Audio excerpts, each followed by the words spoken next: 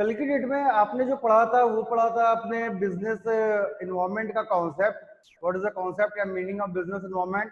Environment scanning क्या होती है, और इसके बाद आपने पढ़ा था कैरेक्टरिस्टिक ऑफ बिजनेस इन्वायरमेंट। इसके साथ ही साथ आपने पढ़ा था बच्चों इंपॉर्टेंस ऑफ बिजनेस इन्वायरमेंट। इतनी चीजें मैंने आपको कल बता दी थी। Yes sir. बिजनेस इन्वायरमेंट का कॉन्सेप्ट, उसकी कैरेक्टरिस्टिक और उसका आपका इंपॉर्टेंस। आज बच्चों बात की जाएगी डायमेंशन ऑफ बिजनेस इन्वायरमेंट की। तो डायमेंशन का मतलब, डायमेंशन क्या होता है या डायमेंशन ऑफ बिजनेस इन्वायरमेंट हम पढ़ेंगे क्या, ये डायमेंशन हमसे पूछेगा क्या? तो बेटा देखो, जब भी इन्वायरमेंट का डायमेंशन पूछे, डायमेंशन किसी भी चीज का पूछे, तो डायमेंशन का मतलब होता है ऐसे कौन कौन से फैक्टर्स या फोर्सेस है जिनका इफेक्ट बिजनेस पे पड़ता है। यहाँ पे जब बिजनेस एनवायरनमेंट की बात की गई तो ऐसे कौन कौन से फैक्टर या फोर्सेस हैं, ऐसे कौन कौन से फैक्टर या फोर्सेस हैं जिनका इफेक्ट डायरेक्टली बिजनेस पे पड़ता है। जिनका इफेक्ट बेटा डायरेक्टली बिजनेस पे पड़ेगा, that is called a dimension of business environment. ऐसे कौन कौन से फोर्सेस और फैक्टर्स है। तो आज जब उन्हीं कुछ फोर्सेस और फैक्टर्स की बात करेंगे, चाहे फोर्सेस हो, चाहे फैक्टर्स हो, चाहे इंडिविजुअल्स हो, चाहे इंस्टीट्यूशंस हो, जो भी चीजें हैं जिनका डायरेक्टली या इनडायरेक्टली बिजनेस पे इफेक्ट पड़ता है और जिसपे किसी भी बिजनेसमैन का कोई कंट्रोल नहीं होता, that is a dimension of business environment. ऐसे वो सारे डायमेंशन यहाँ आपको पढ़ेंगे, ऐसे उन सभी फोर्सेस और फैक्टर्स को पढ़ेंगे जिनका बिजनेस पे डायरेक्टली या इनडायरेक्टली इफेक्ट तो पड़ता है, लेकिन उस पर बिजनेसमैन का कोई भी कंट्रोल बच्चों नहीं होता। तो आइए कुछ ऐसे ही जनरल आपके जनरल डायमेंशंस की बात की जाती है। तो कुछ जनरल फोर्सेस होते हैं, कुछ स्पेशल फोर्सेस होते हैं। जनरली बेटा जो जनरल फोर्सेस होते हैं,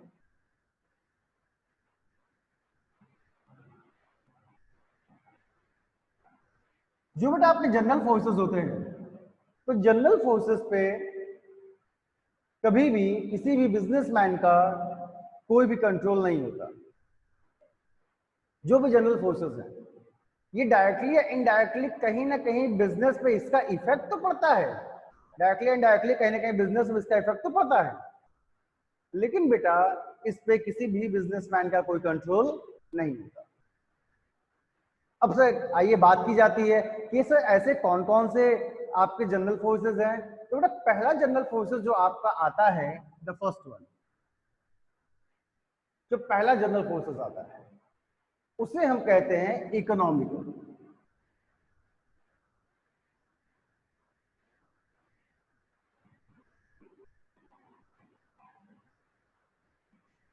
पहला बच्चों आता है आपका इकोनॉमिकल इन्वायरमेंट या इकोनॉमिकल फोर्सेस। आप इसको इकोनॉमिकल फोर्सेस भी बोल सकते हो और इकोनॉमिकल इन्वायरमेंट भी बोल सकते हो। Economical forces and economical environment. अब से ये क्या बात है, इकोनॉमिकल इन्वायरमेंट का क्या मतलब है या इकोनॉमिकल फोर्सेस का क्या मतलब है, बिजनेस इससे कैसे इफेक्टेड हुआ। चलो बेटा, कहीं भी जब इकोनॉमिक की बात आती है तो हम जानते हैं इकोनॉमिक का सिंपल सा कोरिलेशन होता है पैसों से। जहां पे भी पैसों की बात की जाएगी, मनी के टर्म्स में बात की जाएगी, लेन देन की बात की जाएगी, आपके इनकम एक्सपेंस या कुछ भी जीडीपी वगैरह जो भी आप इकोनॉमिक्स वगैरह पढ़ते हो, उसमें आप क्या देखते हो, खाली एक ही चीज तो देखते हो, हर जगह पैसों की बात की गई, हर जगह जहां भी पैसे का टर्म्स यूज होगा वहां पे इकोनॉमिक्स का यूज होता है। तो जो हमारे बिजनेस के बाहर का इकोनॉमिक इन्वायरमेंट है, इकोनॉमिक इन्वायरमेंट का सेंस, जिस तरह मान लीजिए जीडीपी, आपका जो 12th में इकोनॉमिक्स का आपकी इकोनॉमिक्स की बुक है उसमें जीडीपी चैप्टर होगा, नेशनल इनकम, वहां पे जीडीपी आपको बताया जाता होगा। तो इकोनॉमिक का ही क्वेश्चन हुआ ना। अब जीडीपी होती क्या है, ये होती है बेटा ग्रॉस डोमेस्टिक प्रोडक्ट। अब जीडीपी जब अगर बढ़ेगी, मान लो किसी भी कंपनी की अगर किसी भी कंट्री की अगर जीडीपी बढ़ रही है, किसी भी कंट्री की जीडीपी बढ़ रही है, तो ध्यान से सोचना कि इस एक्टिविटी का हमारे बिजनेस पे क्या इफेक्ट पड़ेगा। बेटा अगर किसी भी कंट्री की जीडीपी बढ़ेगी तो जाहिर सी बात है वहां के लोगों की इनकम भी डिस्पोज होगी, जो उनकी इनकम होगी वो डिस्पोजल इनकम होगी, क्योंकि वहां के लोग जब ज्यादा से ज्यादा पैसा खर्च करेंगे तभी तो जीडीपी बढ़ेगी। अब जीडीपी बढ़ेगी, पैसा भी खर्च होगा, तो कहीं ना कहीं हमारे बिजनेस में क्या इम्पैक्ट पड़ेगा, हमारा प्रोडक्शन भी बढ़ने लगेगा और हमें प्रॉफिट भी होगा। तो जीडीपी बढ़ने से कहीं ना कहीं आपकी जो इनकम लोगों की ज्यादा से ज्यादा खर्च होती है, उससे आपका प्रोडक्शन भी तो बढ़ता है, और जब प्रोडक्शन बढ़ेगा तो कहीं ना कहीं आप इकोनॉमी का बहुत बड़ा रोल प्ले करोगे। तो बेटा ये है economical forces just like GDP. कि जीडीपी बढ़ने से क्या हुआ, हमारे बिजनेस में क्या इफेक्ट पड़ा, हमारा प्रोडक्शन भी बढ़ गया क्योंकि मार्केट में डिमांड ज्यादा हो गई। ठीक, तो बेटा पहला हिस्सा जीडीपी। दूसरा मान लीजिए इंटरेस्ट रेट है।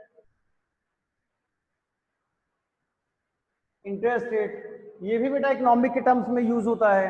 इंटरेस्ट रेट, अगर बच्चों इंटरेस्ट जो ब्याज होता है, अगर इंटरेस्ट बढ़ जाएगा या घट गया, सपोज दैट इंटरेस्ट के बढ़ने या घटने से क्या बिजनेस में कोई इफेक्ट पड़ेगा क्या? बिल्कुल पड़ेगा सर। भाई बिजनेस को कोई भी बिजनेसमैन बिजनेस को चलाने के लिए लोन लेता है, तभी उसका प्रोडक्शन हो पाता है और बाकी भी चीजों को कहीं ना कहीं लोन की जरूरत पड़ती है। अब क्या होगा, अगर बेटा इंटरेस्ट रेट ज्यादा हो जाएगा तो बिजनेसमैन कम से कम लोन लेंगे, जब लोन कम लेंगे तो प्रोडक्शन ज्यादा नहीं हो पाएगा, और जब प्रोडक्शन कम होगा, डिमांड ज्यादा होगी, तो चीजें महंगी हो जाएंगी। तो कहीं ना कहीं डायरेक्टली या इनडायरेक्टली बिजनेस पे इफेक्ट पड़ा ना। ये जो इकोनॉमिकल फोर्सेज, इसका इफेक्ट आपको बिजनेस में दिखाई दिया ना। कैसे जीडीपी का हमने यहाँ पे देखा, इंटरेस्ट रेट बढ़ने से आपके लोन्स वगैरह कम हो जाते हैं, इंटरेस्ट रेट घटने से लोन वगैरह लोग ज्यादा लेने लगते हैं, बिजनेसमैन लोग ज्यादा लेने, जो बिजनेसमैन है वो लोन ज्यादा लेते हैं। अगर इंटरेस्ट रेट कम हो जाएगा तो उससे क्या होगा, प्रोडक्शन ज्यादा से ज्यादा होगा, आपकी डिमांड को फुलफिल किया जा सकता है। बेटा इसी तरीके से बात की जाती है इन्फ्लेशन की। इन्फ्लेशन का मतलब जब कंट्री में इन्फ्लेशन की स्थिति होती है, इन्फ्लेशन की पोजीशन होती है, मींस इन्फ्लेशन का मतलब होता है महंगाई बढ़ जाना। क्या जब महंगाई बढ़ती है तो क्या बिजनेस में इफेक्ट पड़ता है क्या? तो देखो महंगाई क्या है, हमारे बिजनेस का जो बाहर का एटमॉस्फेयर, हमारे बिजनेस के बाहर जो इन्वायरमेंट है, वहां पर इन्फ्लेशन है। अब इन्फ्लेशन है तो क्या उसका हमारे बिजनेस को इफेक्ट पड़ेगा? बिल्कुल पड़ेगा। कैसे पड़ेगा सर? बेटा महंगाई अगर बढ़ेगी तो रॉ मटेरियल्स बाकी भी चीजें महंगे हो जाएंगे, कहीं ना कहीं आपके प्रोडक्ट की जो कॉस्ट होगी वो भी ज्यादा आएगी, तो कॉस्ट ऑफ प्रोडक्शन क्या होगा, ज्यादा हो जाएगा। जैसे अभी कुछ समय पहले तक, अभी जनरली एग्जांपल लो, कुछ समय पहले तक वेजिटेबल्स की प्राइस बहुत ही कम थी। जब तक लॉकडाउन था वेजिटेबल्स की प्राइस कम थी। लॉकडाउन ओपन हुआ, कंजम्पशन स्टार्ट हुआ। कंजम्पशन तो बात की बात है, जब आपके डीजल और पेट्रोल के प्राइस हाई हुए तो डीजल का इफेक्ट सीधे हमारी मार्केट में पड़ता है, क्योंकि ट्रांसपोर्टेशन जो सामान सबसे ज्यादा आता जाता है बेटा, वो यहीं से आता जाता है। Sorry, 1 second.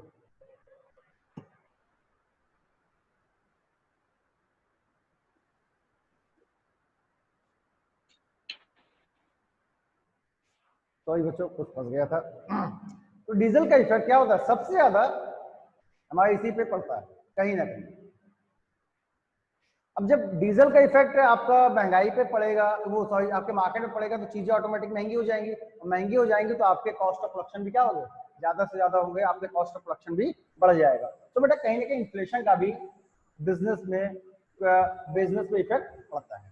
इस तरीके से आपकी बुक्स में 12 to 13 एक्सपेक्ट्स दिए हुए हैं, आप उन्हें एक एक पढ़ लीजिएगा। जो भी चीजें ना समझ में आए आप हमको हमें चाहे व्हाट्सएप पर मैसेज भेज दीजिएगा, आप या फिर हमसे फोन मिला के पूछ लीजिएगा। आइए बच्चों, बात की आती है इस तरीके, जीडीपी हो गया, इंटरेस्ट रेट हो गया, इन्फ्लेशन हो गया। अगर मान लो टैक्स वगैरह में कोई चेंजेस आता है तो, जैसा टैक्स में क्या था, जीएसटी थी, ये भी तुम्हारे इकोनॉमिक का पोर्शन है। अगर बच्चा जीएसटी में चेंज आता है तब क्या होगा, अभी क्या हुआ, जीएसटी का इफेक्ट कहीं ना कहीं सभी बिजनेस पे पड़ा कि नहीं पड़ा?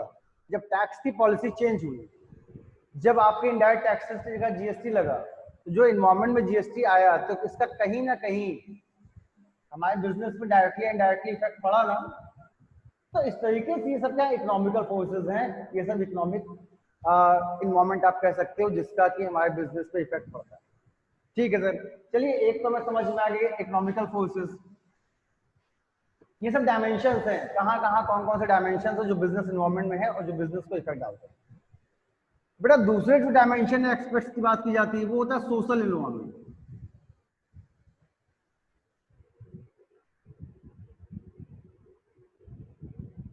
सिर्फ इकोनॉमिकल तो पढ़ लिया, सोशल क्या होता है? सर अब बेटा सोशल इन्वायरमेंट का सिंपल सा कॉन्सेप्ट है। सोशल का मतलब हमारी सोसाइटी, अब इन्वायरमेंट का मतलब कि जिस सोसाइटी में हमारा बिजनेस एग्जिस्ट करता है, जिस सोसाइटी में या जिस सोसाइटी के कस्टम या ट्रेडिशन में हमारा बिजनेस एग्जिस्ट करता है वो सोशल इन्वायरमेंट होता है। तो सर इसका बिजनेस में क्या इफेक्ट पड़ेगा? भाई सोशल तो सोशल इन्वायरमेंट है, उसका बिजनेस में क्या इफेक्ट पड़ेगा? तो देखो बेटा सोशल इन्वायरमेंट में जब ट्रेडिशंस होते हैं, जिस तरह जो आपके फेस्टिवल्स आते हैं, दीपावली हुई, होली हुई, ईद हुई, बकरीद हुई, इस तरीके से जो भी आपके फेस्टिवल्स आते हैं, तो जो भी ट्रेडिशन या फेस्टिवल आते हैं उसमें बताओ सबसे ज्यादा डिमांड होती है कि नहीं होती है? प्रोडक्ट की सबसे ज्यादा डिमांड उसी फेस्टिवल्स के टाइम में होती है। तो कहीं ना कहीं जो ये सोशल इन्वायरमेंट है इसने हमारे बिजनेस को इफेक्ट किया कि नहीं? क्यों? क्योंकि जब फेस्टिवल्स आएंगे तो डिमांड बढ़ जाएगी, जब डिमांड बढ़ेगी तो कहीं ना कहीं आपको प्रोडक्शन बढ़ाना पड़ेगा। सोसाइटी में डिमांड है कि हमको अच्छे से अच्छा प्रोडक्ट चाहिए, चीप एंड बेस्ट चाहिए, तो कहीं ना कहीं आपके प्रोडक्शन पे भी इफेक्ट पड़ेगा, क्योंकि आपको दिमाग में क्या सोचना है, ये प्रोडक्शन हमारा चीपेस्ट हो और अच्छा से अच्छा हो, जिससे हमारे प्रोडक्ट की क्वालिटी अच्छी हो। तो बेटा इस तरीके से सोशल इन्वायरमेंट था जो हमारे समाज में या हमारे सोसाइटी में, जिस सोसाइटी में हमारा बिजनेस एग्जिस्ट करता है, उसका भी कहीं ना कहीं डायरेक्टली या इनडायरेक्टली तरीके से हमारे बिजनेस पे इफेक्ट पड़ता है। ठीक है सर, दो तो हम समझ गए कि जनरल फोर्सेस में जो कि डायमेंशंस हैं, डायमेंशंस ऑफ बिजनेस इन्वायरमेंट, पहला डायमेंशन था इकोनॉमिकल फोर्सेस, दूसरा था सोशल इन्वायरमेंट। तीसरा बच्चों जो आता है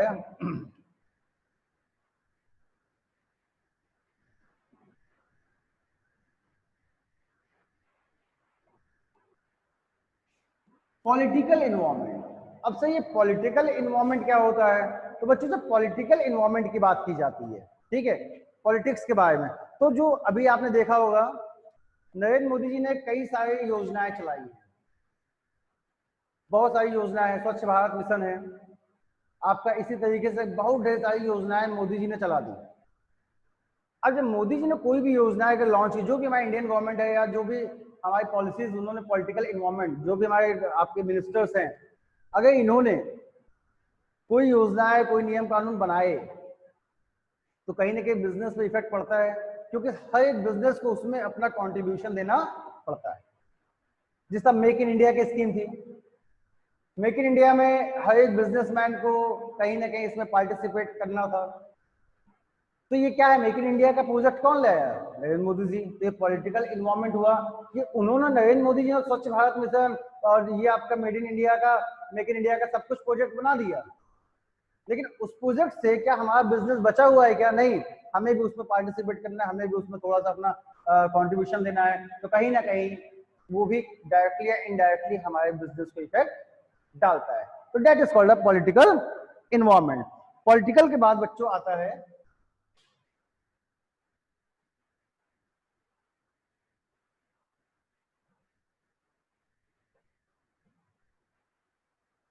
लीगल इन्वायरमेंट। अब बेटा लीगल इन्वायरमेंट का मतलब क्या होता है? सिंपल सी चीज।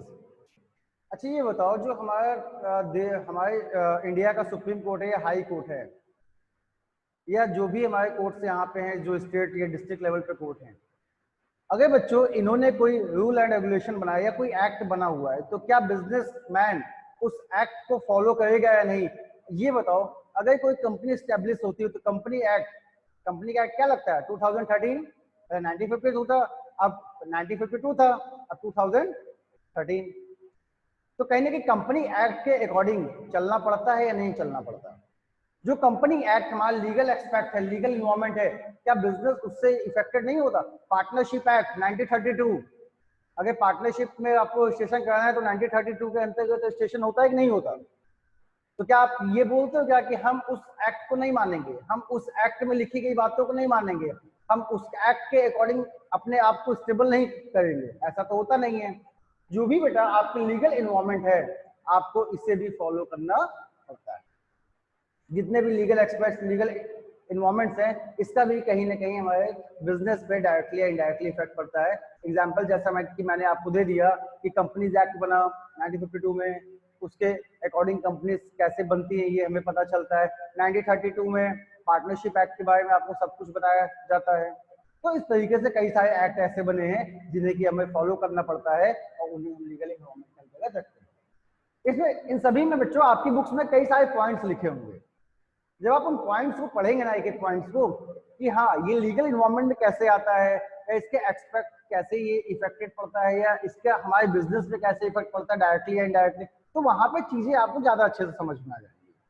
मैंने कॉन्सेप्ट समझा दिया आपको कि लीगल इन्वायरमेंट का बिजनेस में इफेक्ट पड़ता है कि नहीं पड़ता, आपका पॉलिटिकल इन्वायरमेंट का इफेक्ट पड़ता है कि नहीं पड़ता, इकोनॉमिकल या सोशल का इफेक्ट पड़ता है कि नहीं पड़ता, कैसे पड़ता है ये भी मैंने आपको बता दिया कुछ एग्जाम्पल्स लेके। वही एग्जाम्पल्स कई पॉइंट्स में आपकी बुक्स में दिए हुए हैं।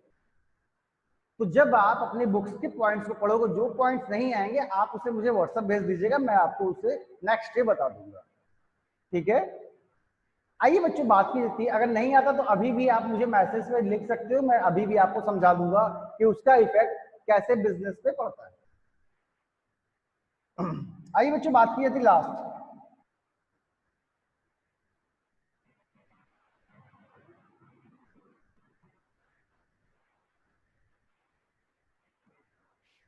बेटा टेक्नोलॉजिकल इन्वायरमेंट।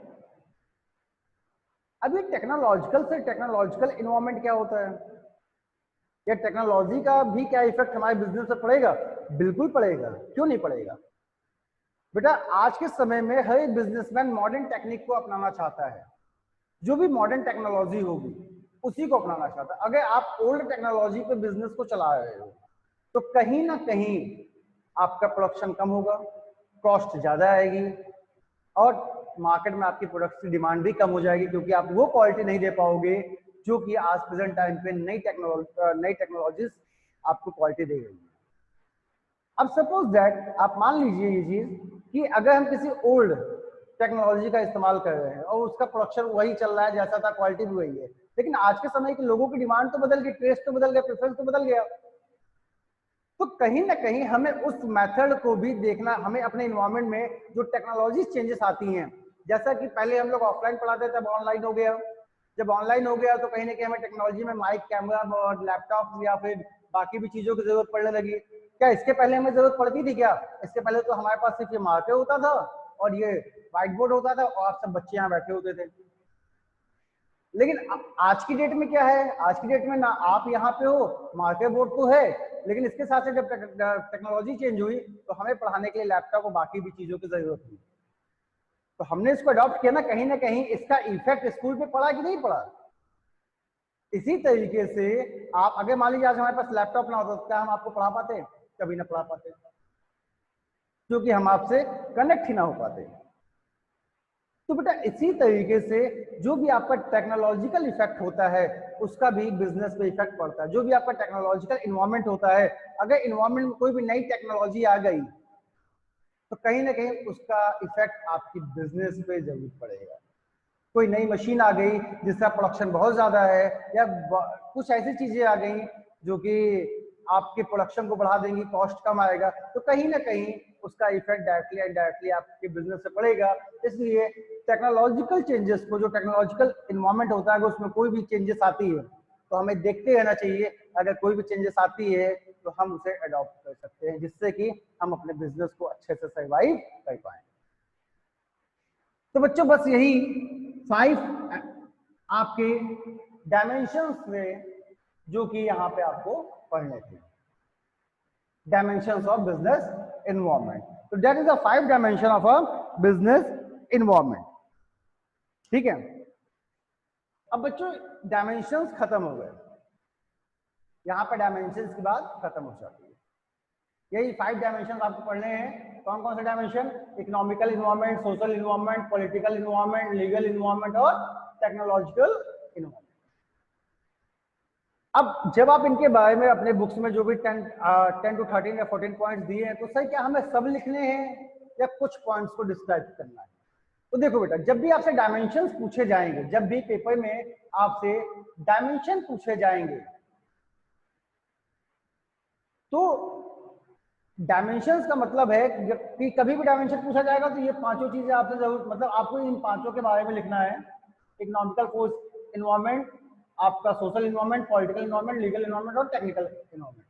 और इनके बारे में जो भी आपके बुक्स में पॉइंट हैं, उसमें से 2-3-4 पॉइंट जो भी आपको अच्छे लगे, 2 पॉइंट 3, मतलब मिनिमम 4 तो होने चाहिए, मिनिमम 4 पॉइंट्स तो होने चाहिए।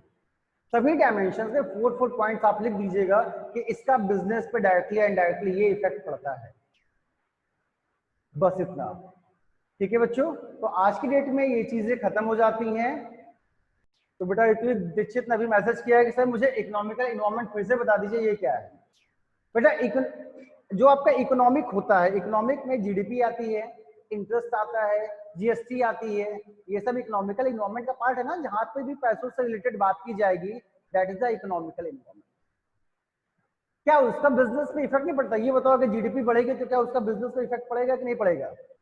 किसी भी कंट्री की अगर जीडीपी बढ़ेगी तो उसका मतलब क्या है कि वहां का प्रोडक्शन ज्यादा है, कंजम्पशन ज्यादा है, वहां के लोग अपनी ज्यादातर इनकम इन प्रोडक्ट्स पे यूज करते हैं, खर्च होती है इनकम। जब जीडीपी बढ़ेगी तो आपके बिजनेस का प्रोडक्शन भी बढ़ेगा, तो आपको प्रॉफिट भी ज्यादा होगा। इन्फ्लेशन आएगा, अगर महंगाई बढ़ गई तो कहीं ना कहीं आपके प्रोडक्शन की जो कॉस्ट है वो भी तो बढ़ जाएगी।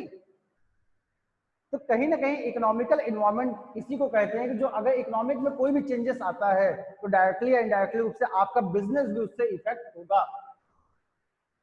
अगर महंगाई बढ़ गई तो आपकी कॉस्ट भी बढ़ जाएगी, जीडीपी बढ़ गई तो आपके प्रोडक्शन भी बढ़ जाएंगे, आपका प्रॉफिट भी ज्यादा होगा। अगर इंटरेस्ट रेट बढ़ गए तो आपको लोन आप कम लोगे, आपका बिजनेस में प्रोडक्शन कम हो जाएगा, इंटरेस्ट रेट कम हो गया, प्रोडक्शन हाई हो जाएगा। तो ये सब इफेक्ट है जो कि बिजनेस पे पड़ते हैं। ठीक है बच्चा, इस चीज समझ में आ गया? इन्वायरमेंट क्या होता है सर? ओके, मेरी बात को सुनना। आपकी जो आपका 12th का सिलेबस है उसमें बस इतनी चीजें थी। डायमेंशन था, डायमेंशन के पहले जो आपने पढ़ा था इंपॉर्टेंस, और इसका जो पहला पॉइंट पढ़ा था concept and feature, concept and feature, concept and feature of business environment, पहला ये आपने पढ़ा था। दूसरा बच्चों पढ़ा था आपने इंपॉर्टेंस, और तीसरा आपने पढ़ा डायमेंशन ऑफ बिजनेस इन्वायरमेंट। आपके सिलेबस में बस इतनी ही चीजें हैं जो आपको 12th में पढ़नी है। इसके अलावा आपके सिलेबस में कुछ भी नहीं है बिजनेस इन्वायरमेंट में, इस चैप्टर में जो आपको पढ़ना है। लेकिन कुछ गवर्नमेंट की पॉलिसीज थी जिसको आपको जानना चाहिए, इसलिए मैं उससे आपको बता रहा हूं। ठीक है, कि इतनी चीजें सिलेबस में है, लेकिन गवर्नमेंट ने 1991 में कुछ पॉलिसीज बनाई थी, वो आपके सिलेबस में है तो नहीं, लेकिन आपको जानना चाहिए। वो 3 पॉलिसीज थी। 3 पॉलिसी क्या थी? पहला था लिबरलाइजेशन,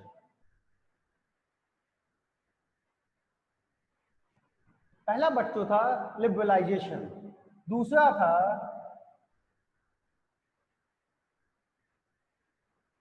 ग्लोबलाइजेशन, और बेटा जो थर्ड एक्सपेक्ट था, जो तीसरा इनकी पॉलिसी थी, वो थी प्राइवेटाइजेशन। ये आपके सिलेबस में नहीं है इस बार, लेकिन आपको जानना चाहिए लिबरलाइजेशन क्या होता है, ग्लोबलाइजेशन क्या होता है, प्राइवेटाइजेशन क्या होता है। ये पॉलिसी इंडिया में इंडियन गवर्नमेंट ने 1991 में बनाई थी। आपकी बुक में आगे लिखा होगा, आप उसको देख सकते हैं। 1991 में ये पॉलिसीज आई। बेटा लिबरलाइजेशन का मतलब क्या है, यहाँ पे आग होगा लिबरलाइजेशन। ठीक है, लिबरलाइजेशन का मतलब क्या होता है? सिंपल सी चीज होती है। लिबरलाइजेशन ये कहता है, जब गवर्नमेंट ने पॉलिसी लाई, क्यों लाई? बिजनेस को बढ़ाने के लिए। बिजनेस को बढ़ाने के लिए हुआ क्या, 1991 से पहले जो इंडस्ट्रीज हमारे यहाँ चल रही थी, उनमें धीमे धीमे वो इंडस्ट्रीज क्या हो गई, बंद होने लगी। क्यों बंद होने लगी? कहीं ना कहीं उनको प्रॉफिट नहीं होता था, या बाकी भी चीजें जो थी, या कुछ प्रॉब्लम्स आने लगी। कुछ गवर्नमेंट पॉलिसीज इतनी ज्यादा बन गई कि वो उसको फॉलो नहीं कर पाती थी, कुछ गवर्नमेंट के रिस्ट्रिक्शंस थे। तो कहीं ना कहीं बिजनेस क्या हो गया, इंडस्ट्रीज बंद होने लगी। और जब इंडस्ट्री बंद होने लगी तो इंडिया की इकोनॉमिक डाउन होने लगी।